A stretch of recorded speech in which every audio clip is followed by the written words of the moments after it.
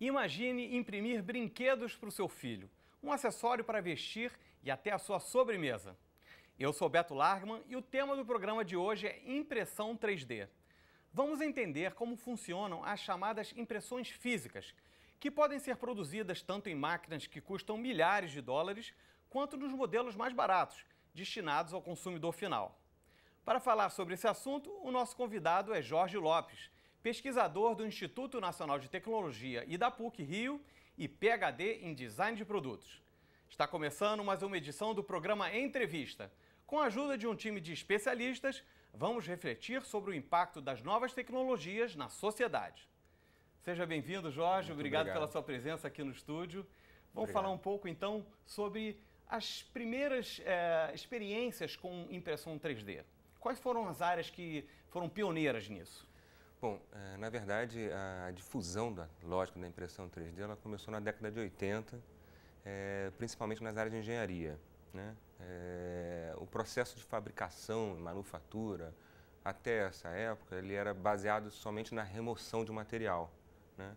E a partir da década de 80, iniciou esse processo de deposição, né? Não remoção, não ter um bloco que remove material, mas sim você começar a depositar material camada a camada. Inicialmente já foi aplicado só para a área de engenharia, né? Posteriormente, na década de 90, teve um designer israelense que trabalha em Londres e ele começou a utilizar isso para conceitos de design de produto. E aí ele fez uma exposição que ficou muito famosa em Londres, no Victoria and Albert Museum, chamada Not Made by Hand, Not Made in China. Ele começou a criar peças não reprodutíveis, peças que não pudessem ser copiadas. Certo. A partir do momento que você tem um arquivo 3D e imprime uma peça de alta complexidade, você não pode simplesmente tirar um molde e copiar ela. Só o designer que tem um arquivo é que pode replicar ela com autorização do arquivo digital dele, né? E a partir dessa exposição, vários designers começaram a utilizar. Começou então um pouco pela área de design mesmo, né? Sim, a área de design começou a difundir muito isso, porque você, de uma hora para outra, você começou a não ter as limitações que o processo de fabricação tradicional te coloca. Quer dizer, de uma hora para outra você não tem geometrias complexas, você não tem limitações de extração de molde, você pode virtualmente construir absolutamente o que você quiser. E isso é uma coisa incrível para designer, né? Nossa, a sua mente pode viajar, você pode fabricar qualquer coisa. Vou aproveitar que eu estive no INT, aqui no Rio de Janeiro, e o Jorge me usou como cobaia para fazer uma impressão 3D da minha pessoa mesmo, né? Então a gente tem algumas imagens bacanas que mostram como foram as etapas desse processo. A gente tem aqui agora, Jorge, essa imagem. O que é isso aí? Eu estou parecendo que estou naquele teletransporte do Jornada nas Estrelas, mas explica para o nosso público o que eu estou fazendo ali, o que é esse local, né? Isso é um body scanner, é um scanner para escanear o corpo humano. Isso é dentro do laboratório de ergonomia lá do Instituto. É um equipamento que funciona com 4 cabeças que fazem a leitura laser, né? Num tempo muito curto, por volta de 17 segundos, você consegue ter um arquivo tridimensional do corpo humano, com absoluta precisão. Quer dizer, na verdade, você faz uma abdução, né, daquele material, daquela pessoa, enfim, daquela forma, e joga para dentro do computador. Exatamente. E aí, qual é a próxima etapa? A gente tem essa imagem aí, que está acontecendo ali? A próxima etapa é você, rapidamente foi gerado o modelo tridimensional virtual, né? Na verdade, esse modelo tridimensional virtual, eles são coordenadas matemáticas. Então, você tem toda a informação, camada a camada, toda a informação de cada coordenada tridimensional, cada ponto no espaço do seu corpo. Então, é absolutamente preciso. E quando você faz a tomada geral, você tem a tridimensionalização disso. Você tem um modelo tridimensional de você mesmo, entendeu? Com todas as dimensões, com todas as circunferências, todas as possíveis obtenções de dados matemáticos do seu próprio corpo. E aí depois essa imagem precisa ser tratada, né, para virar então, agora a nossa próxima imagem, que esse é o modelo 3D final, é isso? Isso, esse é um modelo 3D virtual ainda, final, isso não é físico, né? Então, na verdade, você faz o tratamento, fecha superfícies, fecha algumas coisas do gênero, áreas que dão sombra, coisas, enfim. Que o laser bate e às vezes ele não pega alguma determinada área, coisa do gênero. E aí você faz o fechamento disso, o software faz o fechamento disso, então você passa a ter um arquivo matemático tridimensional. Né? A partir desse arquivo matemático tridimensional que você vai fazer a impressão 3D. Certo. E aí, que tipos de materiais são utilizados e podem ser utilizados e o que vem por aí em termos de possibilidades? São várias as possibilidades. Quer dizer, na verdade, a partir do momento que você tem essa liberdade, né, projetual, a parte final também, que é a impressão 3D, na verdade, quando a gente fala de tecnologia, quando a ideia é criada, já tem milhares de pessoas pelo mundo tentando achar possíveis aplicações para aquilo, então a correria é enorme, né? E em termos de materialização física, que é a impressão final, você tem todos os materiais possíveis hoje em dia. Quais são os mais utilizados? Plástico, resina, né? resina. Plástico, enfim, as tecnologias mais utilizadas utilizam extrusão de material plástico. Essas são as mais comuns. Mas você tem material com filamento plástico, tem material em pó, você tem material líquido, você tem resinas líquidas. A gente está comprando agora na PUC a primeira tecnologia dessa aqui no Rio de Janeiro. Existe uma no Brasil só, em Campinas.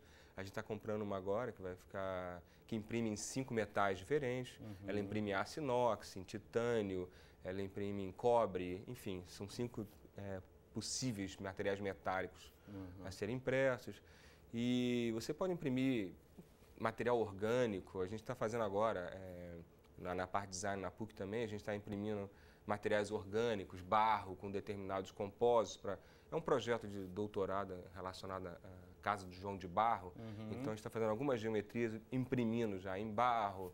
Certo. Enfim, se você quiser. As novas tecnologias estão barateando, né, o custo e os novos computadores mais potentes. A gente hoje tem, num celular, a gente tem uma capacidade de processamento incrível. Absurdo, incrível. Então, a gente está vivendo então, esse novo momento de, talvez, de impressões caseiras com uma nova geração de impressoras caseiras. A gente tem até algumas imagens dessas impressoras. Quais são essa aí? Tem até uma impressora portátil, né? Então, o cara está levando... essa né? foi muito legal, que foi na Euromold, agora no final do ano passado, lá em Frankfurt. E esse rapaz, todo mundo fotografava ele. Obviamente ele fez isso para ser fotografado, claro, mas mostra as possibilidades, né? Pois é incrível. Isso, de 1 ano e meio para cá, mais ou menos, virou uma febre a coisa do do-it-yourself na área de impressão 3D. Isso aí eu achei incrível também. Isso é uma impressorinha para crianças mesmo, sabe? Certo. Essa imagem agora é a filha do Sérgio, pesquisador, Sérgio Azevedo, lá do Museu Nacional. E várias crianças ficam completamente, assim, loucas pelas impressoras 3D. Isso foi num evento em Londres agora, em outubro, chamado 3D Print Show. E impressoras 3D focadas para crianças, sabe? E isso é uma coisa muito interessante porque no início de dezembro foi aberto em Nova York a primeira loja em Manhattan mesmo, a primeira loja que vende impressoras 3D.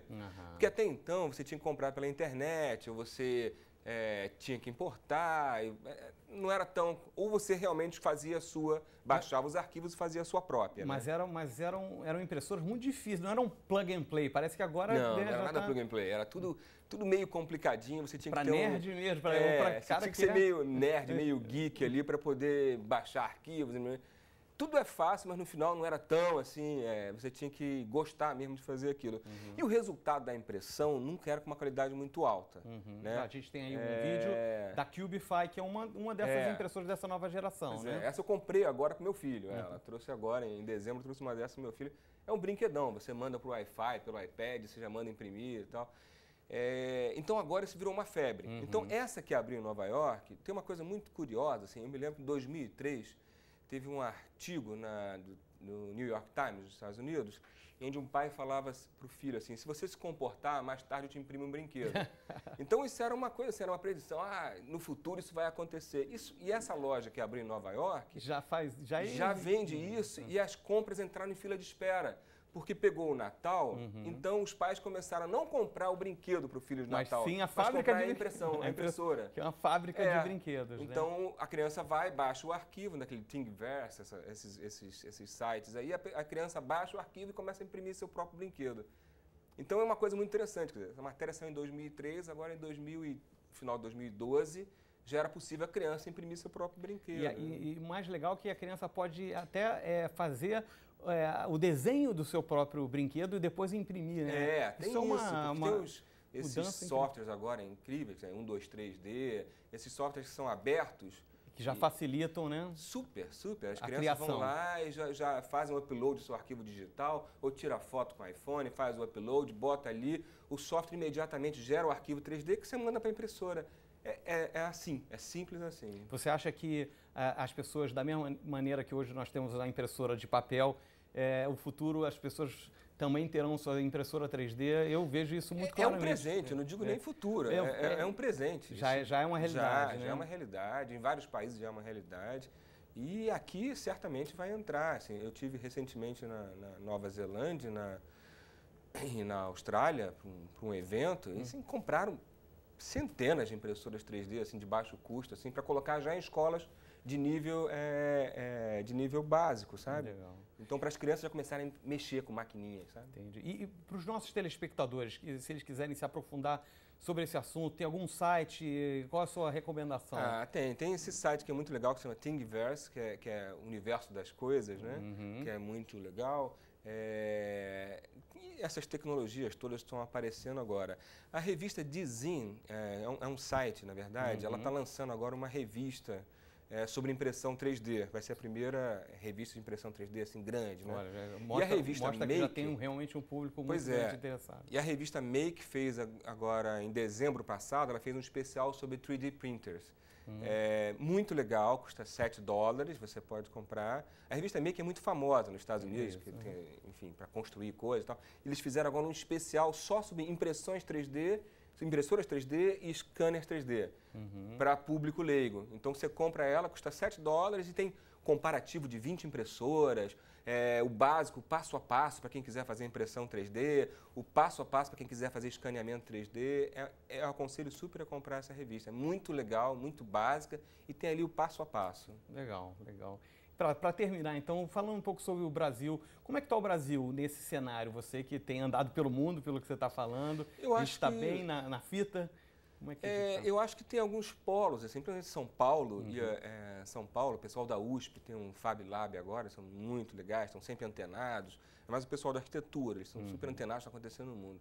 Aqui no Rio a gente tem os institutos de pesquisa e tem esse grupo agora na PUC chamado NEX, que é Núcleo de Experimentação Tridimensional.